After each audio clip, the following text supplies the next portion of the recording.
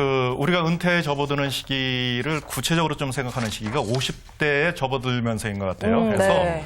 우리가 50대에 접어들었을 때 과연 어떤 것을 생각을 해야 되는가라는 쪽을 정리를 해봤는데요. 네. 50을 지천명이라고 얘기를 하더라고요. 네. 논어에서는 뭐 하늘의 뜻을 안다라고 얘기를 하는데, 자, 우리가 100살까지 사는 이 마당에 네. 하늘의 뜻도 중요하지만 내 주변을 좀 돌아봐야 될 것 같다. 그렇죠, 그렇죠. 그래서 우리가 네. 돈과 관련돼서 어떤 부분들을 점검해야 될지를 한번 살펴보도록 하겠습니다. 아, 그래요. 그렇죠. 아니, 50대. 지금 방송을 보시는 50대 분들은, 와, 진짜 기회다. 이거 진짜 보기 잘했다. 이렇게 그렇죠, 하실 그렇죠. 것 같고요. 젊으신 분들도, 그렇죠. 아, 내가 50대가 곧 다가오니까 미리 보시고 미리미리 준비하시면 그렇죠, 좋을 것 그렇죠. 같다는 생각이 들어요. 저는 아직 네. 멀었다라고 생각을 하고 있지만 우리 수희 씨는 또 얼마 남지 않았고. 무슨 얘기에 또. 제가 착각했나요? 어머, 어쨌든 간에 진짜. 뭐 50대 누구나 다 다가오니까요. 네. 오늘 프로그램이 정말 많은 분들에게 유익한 정보가 되지 않을까 맞습니다. 근데 그러면 50대가 지금 은퇴 준비를 할 때 가장 제일 먼저 준비해야 될 거, 점검해야 될 거 어떤 게 있을까요? 일단 본인이 언제 은퇴를 할 것인가라는 은퇴 시기를 정확히 해야 됩니다. 네. 죄송합니다. 네. 통계청에서는 평균 퇴직 연령이 53세라고 얘기를 하고 있습니다. 53세요. 네. 그런데 중요한 것은 지금 어떤 인식이 있냐면은 우리 고용 환경 자체가 퇴직을 하고 나면 다시 재취업이 사실상 어렵기 때문에 네. 퇴직은 곧 은퇴다라고 생각을 하고 있는데 우리가 100살까지 사는데 쉬운 세세 퇴직은 너무 아쉽지 않습니까? 그렇죠. 예, 네. 퇴직은 하더라도 그건 은퇴는 아니다라는 얘기죠. 하기 때문에 내가 언제까지 월급쟁이 생활을 할 것인가, 급여 생활을 할 것인가, 이게 퇴직이 될 수가 있겠죠. 하고 난 다음에 내가 퇴직하고 난 다음에 재취업을 할 것인가, 아니면 창업을 할 것인가, 또는 귀농을 할 것인가, 아니면 은퇴 이민을 갈 것인가, 네. 정확히 결정을 하시라는 말씀이시죠. 그리고 난 다음에 그것에 따라 준비를 해야 될 것 같습니다. 그렇군요. 근데 사실은 그것도 결정하기가 참 어렵잖아요. 그렇죠, 그렇죠. 귀농도 괜찮은 것 같지만 다시 재취업하는 것도 괜찮을 것 같고 아니면 창업을 하는 것도 괜찮고 그것도 자기의 적성과 좀 잘 맞는 걸 잘 찾아봐야 될 것 같아요. 하니까는 그 시점을 네. 퇴직 직전에 생각을 하면 늦는다라는 그렇죠. 얘기죠. 미리 그러니까는 그래요. 50대에 들어서면서 네. 그것에 대한 고민을 하고 준비를 해야 된다는 겁니다. 그렇다면 퇴직 되기 전에요. 그렇습니다. 성공적인 은퇴를 위해서 50대에 준비해야 네. 될 것을 저희가 지금 알아보고 있는데요. 첫 네. 번째로 본인의 정확한 은퇴 시기를 결정을 해라 이렇게 네. 말씀해 주셨습니다. 자, 그렇다면 그 다음에는 어떤 행동을 해야 될까요? 그러고 난 다음에 일단 돈과 관련해서 내 재무 상황이 어떤가를 파악을 해야 되겠습니다.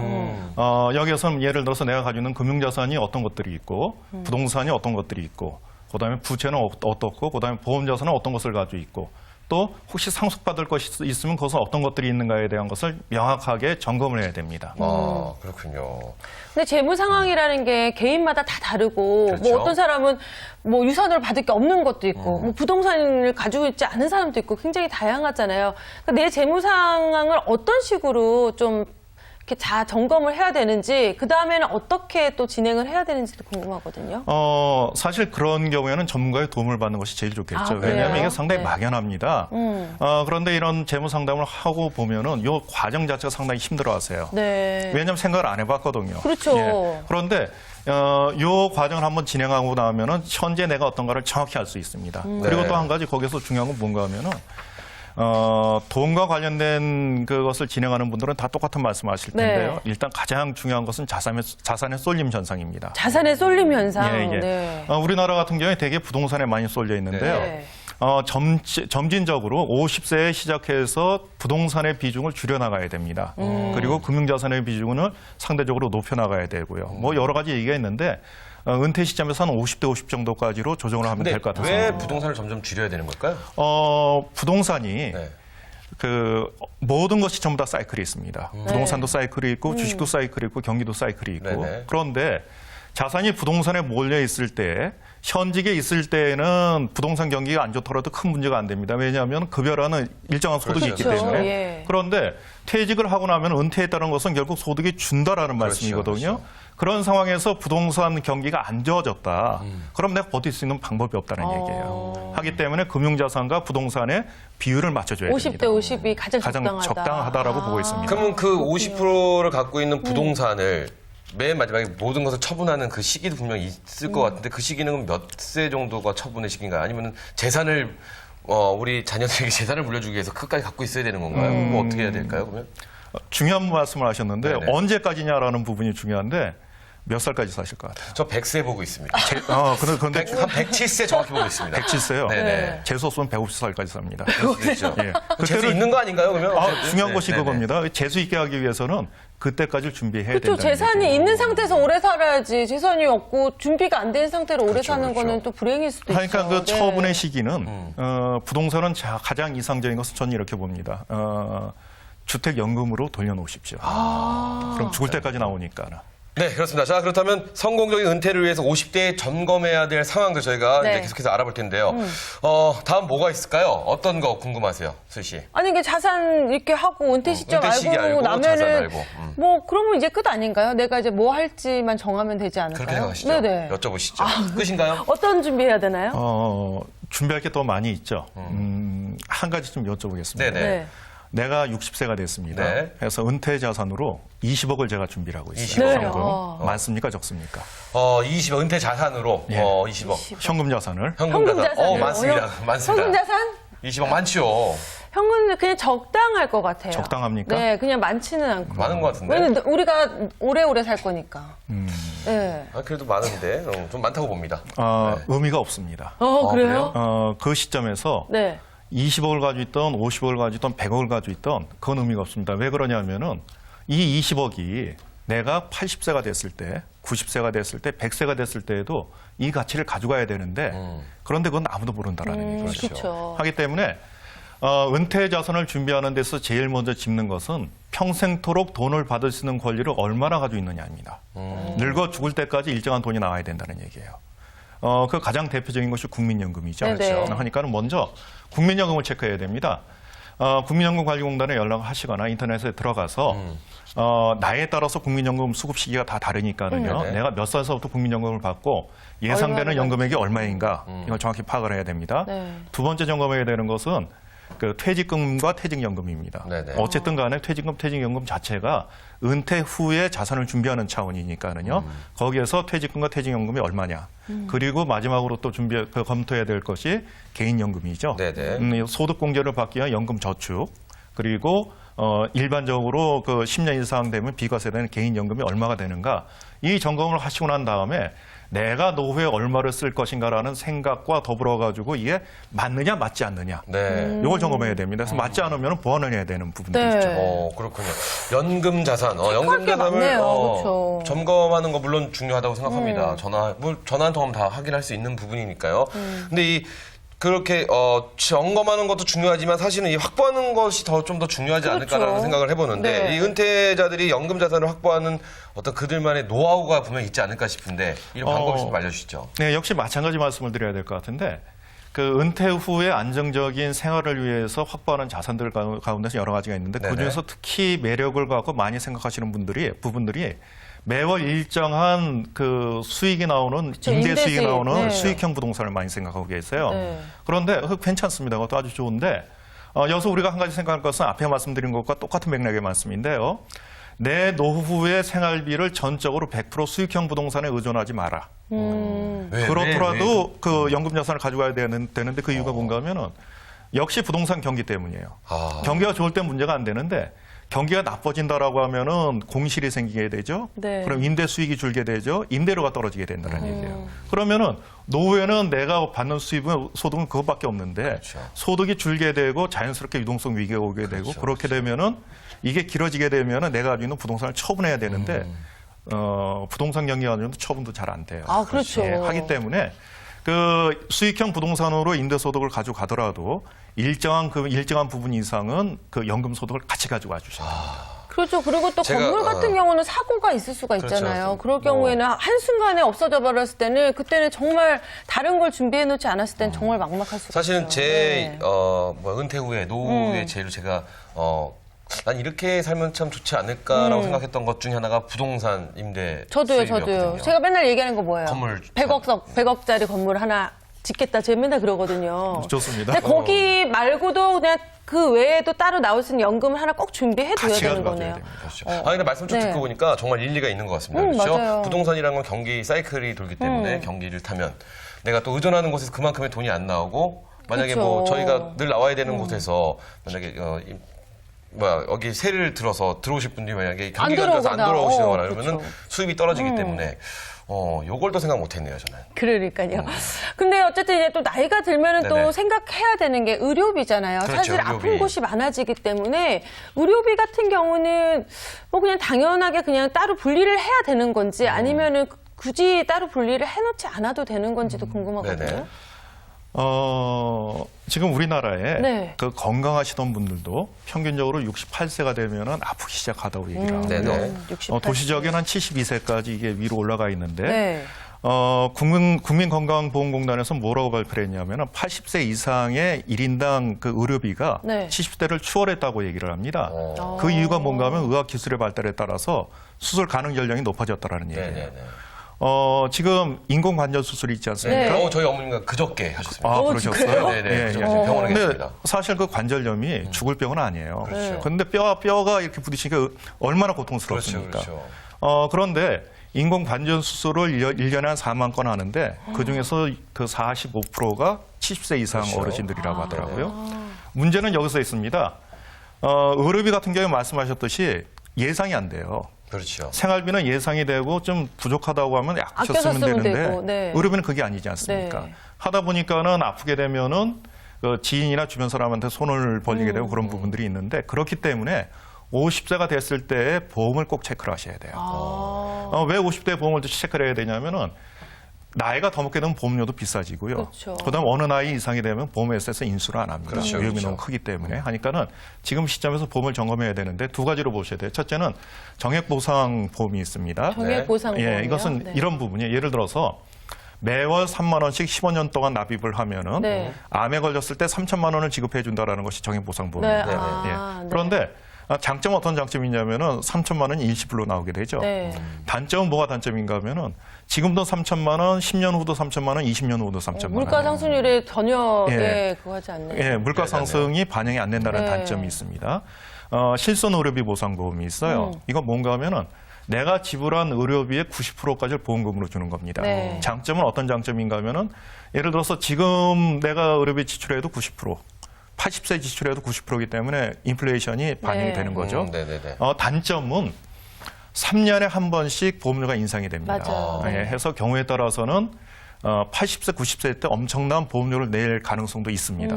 그런데 이것은 구조가 그렇기 때문에 어쩔 수가 없어요. 네. 그렇다면은 지금 사실 이게 뭔가를 저희가 안전장치라고 해야 되잖아요. 그래서 안전장치에 대해서 이제 고민을 하셔야 될 때인데 이렇게 네. 들어보니까 이렇게 확 와닿지가 않아 좀 불안불안하고요. 근데 저는 그 지금 말씀하신 보험을 2개 다 가지고 있거든요. 2개 다? 네. 그래서 그냥 일단은 준비를 해놓는 건데 사실 금액이 그렇게 크지 않기 때문에 좀 미리 준비해 놓는 게 좋을 것 같다는 물론 미리 생각이 해두는 게 좋은 들거든요. 건데 네. 그러면은 좀 더 이상적인 의료비 보장 방법 이 있으면 좀 알려주시면은 도움이 되지 않을까 싶습니다. 두 개를 같이 조합하는 거죠. 해서 내가 병원에서 의료비를 지출한다. 네. 그랬을 때는 국민건강보험에서 그 급여되는 부분이 있고 네. 내 개인이 부담되는 부분이 있는데 개인이 부담되는 부분은 실손 의료비 보상보험으로 그 준비를 하고요. 네.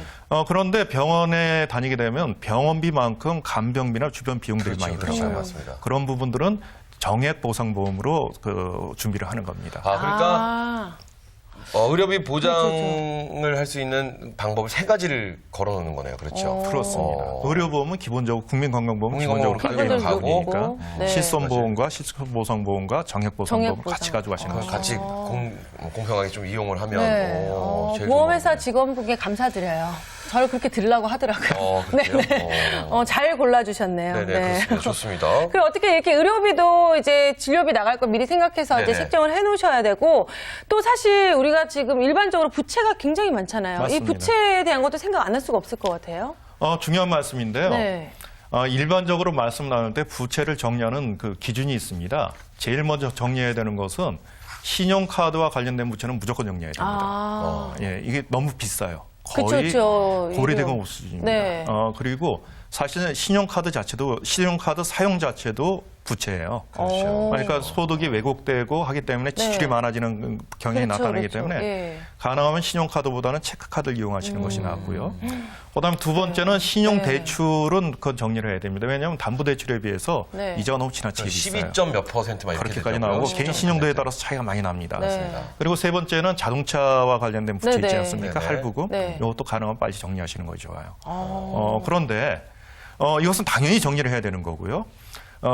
퇴직하고 난 다음에는 장기 주택과 관련된 장기 대출도 정리를 하셔야 돼요.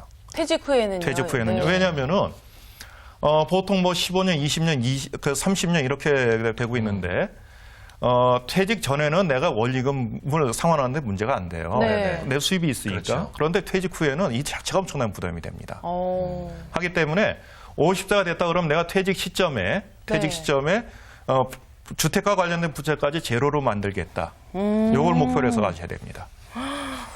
아니, 오늘 해보니까 이거 뭐 결론은 뭐냐면 점검할 게 너무 많아. 결론하면 네. 딱 정리를 해보면은 한마디로 내가 은퇴를 할 시점에 퇴직 후에는 부채가 전혀 없어야 된다는 없어야 말씀이시죠. 된다. 그래야 됩니다. 그렇죠. 예, 예. 하긴 그래야지 안정적이죠. 왜냐면 물론. 어떤 일이 있을지 모르는데 사실 부채까지 안고 가면. 그거는 예. 50대 뭐 은퇴 후가 아니라 네. 전 지금도 부채가 좀 없었으면 좋겠어요. 그렇죠. 그 부담되잖아요. 어쨌든 그러니까, 은퇴를 네. 준비하시는 분들은 꼭 부채는 다 해결을 하시고 은퇴를 지금 준비하셔야 그래서 된다는 50대 기준으로 얘기하셨지만 저도 오늘 지금 부채를 점검하라 이 과정을 들으면서 아 그래 얘기하신 것들 중에 정리할 수 있는 거를 지금 하나씩이라도 조금 정리를 해봐야겠다 이게 이런 생각이 그러니까 드네요. 네. 위원장님 이게 50대 때 이게 모든 것을 다 정리를 하라는 게 아니라 지금부터 준비를 하고 정리를 해야 왜냐하면 된다는 사실 말씀이신 이게 거죠? 습관이거든요. 맞습니다. 늘 할부하고 그렇죠, 늘 맞아요. 이렇게 빌리는 사람은 늘 그거에 그냥 익숙해져 있기 때문에 이제 나가는 거에 되게 무감각해지는 것 그렇죠. 같아요. 네, 그래서 네. 이거를 약간 내 습관을 지금부터 바꿔야지 맞습니다. 50대 이후에도 이게 정리가 되지 지금 안 하시는 분들 50대 때 살려고 그러면 그렇죠. 여태까지도 잘 있었는데 뭐 이렇게 하실 그렇죠, 것도 그렇죠. 같아요. 수시 네. 며칠 전에 가방 사셨다고. 네, 반성하고 있어요. 큰일 그렇지. 났습니다, 12개월 지금. 할부했던 거 지금. 알겠습니다. 정리. 자 그렇다면 이제 저희가 네. 이제 대망의 마지막 또 알아봐야 될 것 무엇이 있을까요? 체크해봐야 될 것. 마지막으로 체크해봐야 될 것은 내 지출이 어떤 것인가를 생각을 해야 돼요. 예상되는 지출들이 앞으로 있죠. 50 은퇴 앞으로. 후에 예상되는 지출 말씀하시는 거죠? 은퇴 후도 그렇고 지금도 네. 그렇고. 그러니까 예를 들어서 아이들 교육자금, 결혼자금, 네. 그다음에 내가 은퇴 후에 창업을 한다 그러면 창업자금, 뭐 이런 부분들을 지출에 대한 것을 점검을 해야 되는데 네네. 극단적으로 우리나라 베이비붐 세대가 노후 준비가 된 사람이 34% 정도밖에 안 됩니다. 나머지 65% 정도는 노후 준비가 안 됐다라고 얘기를 네네. 하는데요. 그 가장 커다란 이유가 아이들 교육비하고 결혼 자금 때문이에요. 지금 베이비붐 세대라고 하면 지금 나이로 따면 40대 중반, 40대 초반에서 중반 사이. 40대 후반, 후반까지. 네, 그렇죠. 50대. 50대까지. 네. 50대인데. 아, 근데 요즘 결혼 자금 너무 비싸잖아요. 많이 나가잖아요. 하니까 여기에서 우리가 결정을 해야 돼요. 네. 어떤 결정을 해야 되냐면 아이들 등록금. 네. 진짜 등록금만 1,000만 원 맞습니다. 그렇죠. 네. 맞는데 아이들 등록금, 그다음 결혼 자금까지 내가 부담하기에는 그러다 보면 내 노후가 그쵸. 참 그렇죠, 문제가 될 수가 있죠. 이것은 개인의 선택일 수도 있는데 과감하게 말씀하십시오. 너 그 대학 보냈으니까는 결혼은 네가 준비해라. 이렇게. 학자금 결혼 네가 알아서 준비해라. 대학 보냈으니까. 그렇죠. 예. 예, 나도 내 노후가 있기 때문에 아주 긴 노후가 기다리고 있기 때문에 나도 내 준비해야 되겠다. 독한 마음 가질 때인 것 같습니다. 부모님 입장에서 사실 그렇게 네. 말씀하시기가 좀 그러실 거예요. 아니 근데 진짜 그렇게 하셔야 될 것 같고 하셔야 왜냐면 돼요. 그렇게 안 하시고 노후 때 힘들면 결국 그게 또 자식한테도 부담이 그렇죠, 되잖아요. 그렇죠, 그러니까 그렇죠. 아예 그렇게 딱 그때 독하만 먹으시고 딱 얘기하시고 자식 입장에서도 그렇게 해서 그때부터 자립심을 키우시는 게 훨씬 서로에게 좋지 않을까 이런 생각이 들어요. 이런 말 있지 않습니까? 네. 이 자식 이기는 부모 없다. 한번 이겨보십시오. 그 말이 틀렸다라는 걸 네. 한 번 더 보여줄 수도 있는 거 아니겠습니까? 어쨌든 내가 편해야 자식도 편하다는 생각으로 그럼요. 네. 좀 마음을 다잡으시고 말씀하시면 또 요새는 또 우리 청소년들, 청년들 이제 취업을 생각이 준비하는 껴있어서, 학생들, 예. 대학생들 깨어 있어서 충분히 자기 앞길은 자기가 개척할 수 있지 않을까 네. 그런 생각합니다. 저희가 이렇게 해서 오늘 50대에 저희가 준비해야 될 것들, 6가지. 은퇴를 위해서 네. 50대에 점검해야 될 사항 6가지를 알아봤는데 우리 위원님이 하나하나씩 6가지 하나하나씩 마지막으로, 순서대로 네. 일명요연하게 한번 정리를 한번 해주시죠. 이제 시간이 얼마 남지 않았습니다. 네. 그러니까는 내가 언제까지 돈을 벌 것인가에 대한 거 명확히 하시고요. 네. 내가 지금 현재 가지고 있는 것이 얼마고 네. 앞으로 얼마를 쓸 것인가를 구체적으로 하시면은 큰 틀이 보일 겁니다. 네. 네. 그러는 상황에서 내가 연금도 연금에 대한 거 준비하고요. 점검하고 네. 보험에 대한 사항들 점검하고 빨리 내가 퇴직하기 전까지 그 기간이 7년이 됐건 5년이 됐건 네. 내 빚은 청산한다는 생각하시고요. 아, 부채. 네, 네. 그리고 앞으로의 지출 계획들에 대한 것을 보다 명확히 하시는 것이 좋을 것 같습니다. 이런 부분만 기간을 두고 준비하시면은 네. 은퇴가 진짜 행복한 은퇴가 될 수가 있습니다. 아, 근데 오늘 진짜 그 알곡만 다 뽑아가지고 말씀해 주신 것 같아요. 근데 그렇죠. 저기 위원님은 다 준비하고 저희 계신 한번 거죠? 여쭤볼게요. 위원님은 본인의 은퇴 시기 언제로 생각하고 계십니까? 저는 75세로 생각하고 있습니다. 75세. 75세. 하고 75세가 은퇴하기 위해서 네. 퇴직자 교육을 계속해서 하고 있습니다. 야. 그러면은 의원님은 그리고 또 책도 쓰셨잖아요. 그렇죠, 그 인세가 그렇죠. 인세가 계속 나오잖아요. 아, 예, 예. 네, 그 인세 부분도 있고 그 그것도 부채는 어떻게? 본인의 부채는 네. 집과 관련된 부채가 있는데 네. 그쪽에 대한 것도 지금 그 단계별로 가고 있는데 75세까지 갈 생각은 없고요. 네. 55세 안에 다 정리할 겁니다. 아, 그럼 위원님 혹시 신용카드는 쓰세요? 전혀 안 씁니다. 그래요? 예. 지금 그럼 다 체크카드로 사요? 체크카드, 현금 쓰고 있습니다. 야, 그러면 진짜 실천하고 계신 분이세요. 연금 자산 네. 뭐 검토 다 끝내셨겠네요. 준비 예, 다 끝내시고. 하고 있습니다. 그럼 그러면은 선생님도 그 보험은 보험. 의료보험 하시고 연금 국민연금 하시고 네. 그다음에 실손보험과 네. 기존 그 정액보험을 가지고 있죠. 가지고 계신 예. 거예요? 저 같은 경우에는 네. 상당히 일찍 준비를 했기 때문에 네. 보장 받는 것에 비해서 그 비용 부담이 지금 현재 그렇게 크지가 몇 않습니다. 세 때부터 준비하셨어요? 15년 전서부터 준비했습니다. 그러면 15년 전부터면 제 나이 때 하신 거고 수희 씨는 5년 오빠 왜 이러세요? 죄송합니다. 어쨌든 저는 네. 부럽네요. 아니 그렇죠. 저는 근데 부럽기도 하고 뭐- 참 반성을 많이 하게 그렇죠. 되는 것 같아요. 오늘 정말 그냥 되게 자세한 걸 찝어주셨잖아요. 그렇습니다, 그렇습니다. 사실 제 얘기를 아까 전에 잠깐 드린 건데 그 자잘한 부채가 너무 당연시되고 있었다는 그렇죠, 거. 그렇죠. 그런 거 있잖아요. 그렇죠. 그런 거 있죠, 저도. 그러니까 오늘 이 방송 프로그램 보신 분들은 네. 제일 중요한 한 말씀 이제 또 해주시겠지만 아직 늦지 않았다라는 말씀 드리고 그러니까요. 싶습니다. 이게 네. 지금부터 준비를 한다 하더라도 전혀 늦은 게 아니고 내가 지금 50대다 하시는 분들도 지금 바로 또 시작하시면 60대셔도 상관없죠. 그렇죠. 왜냐하면 네. 100세 시대고 또 아까 말씀 네. 주셨지 않습니까? 우리 위원님이 150살까지 살 수도 있다고. 그렇기 때문에 지금도 늦지 않았다는 거 말씀드리겠습니다. 네. 자, 그렇다면 위원님 오늘 지금 시청하고 계신 우리 시청자 여러분들 위해서 네. 마지막으로 한 은퇴 말씀 준비는 이렇게 하십시오라고 좀 정리해 전해주시죠. 주시죠. 제가 말씀드리고 싶은 것은 네. 항상 제가 느끼는 게 100살까지 산다 그러면 한숨부터 나옵니다. 그렇죠. 그 이유가 네. 내가 준비되지 않다라고 생각하시는 분들이 맞아요. 많은데 네. 근데 사실 우리가 살펴보면은 상상외로 많은 자산들을 가지고 있어요. 네. 그러니까 그런 것들 잘 정리하시고 네. 중요한 부분들은 미리 막연하게 생각하시지 말고 구체적으로 시기를 정하고 그다음에 필요한 자금을 결정을 해서 미리 준비하시게 되면은 행복하게 100살, 150살까지 살 수 있을 겁니다. 네, 맞습니다. 그렇습니다. 정말 오늘은 저희도 그렇지만 은퇴 준비에 대해서 고민하고 계신 분들의 그 마음을 조금 시원하게 그렇죠, 뚫리게 그렇죠. 해주시지 않았나 이런 생각이 듭니다. 오늘 정말 좋은 말씀 많이 해주신 위원님 감사합니다. 감사합니다. 네, 감사합니다.